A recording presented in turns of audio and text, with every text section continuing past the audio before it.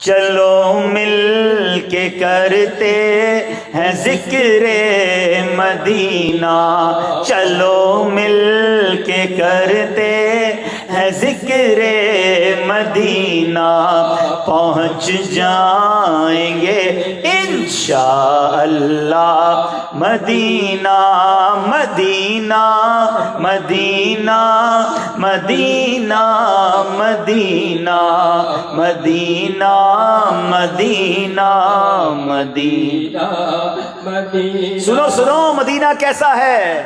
ذکر مدینہ تو قرآن کریم میں بھی ہے۔ الحمدللہ ہمارے پیارے آقا علیہ الصلوۃ والسلام سے بھی ذکر مدینہ کرنا ثابت ہے۔ ایسی کئی احادیث مبارکہ ہیں جن میں مکی سردار مدنی تاجدار صلی اللہ تعالی علیہ وسلم نے بھی ذکر مدینہ فرمایا اور مدینہ منورہ کے فضائل بیان فرمائے۔ ذکر مدینہ کرنا عاشقان رسول کا طریقہ ہے، ذکر مدینہ کرنا علماء کرام کا، محدثین کا، مفسرین کا طریقہ ہے۔ علماء کرام نے فضائل مدینہ پر پوری کتابیں لکھی۔ سنو سنو بخاری شریف حدیث کی کتنی بڑی کتاب ہے، اس کے بارے میں سنو۔ بخاری شریف جو کہ دنیا بھر میں قرآن کریم کے بعد سب سے معتبر کتاب مانی جاتی ہے، اس میں امام بخاری نے باقاعدہ کتاب فضائل مدینہ پر عنوان تحریر فرمایا۔ پھر اس عنوان کے تحت 11 ابواب 11 چیپٹر بخاری شریف میں تحریر فرمائے، جن میں مدینہ مبارک کے فضائل پر احادیث نقل کی گئیں۔ اسی طرح مسلم شریف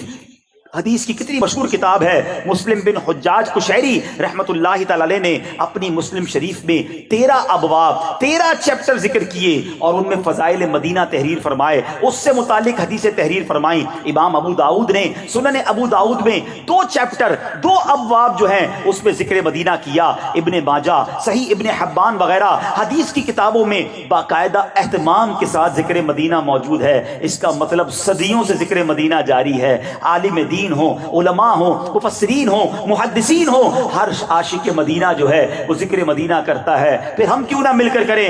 چلو مل کے کرتے ہیں ذکر مدینہ، سب مل کر پہنچ جائیں گے انشاءاللہ مدینہ مدینہ مدینہ، آنکھیں بند کر کے مدینہ مدینہ مدینہ مدینہ۔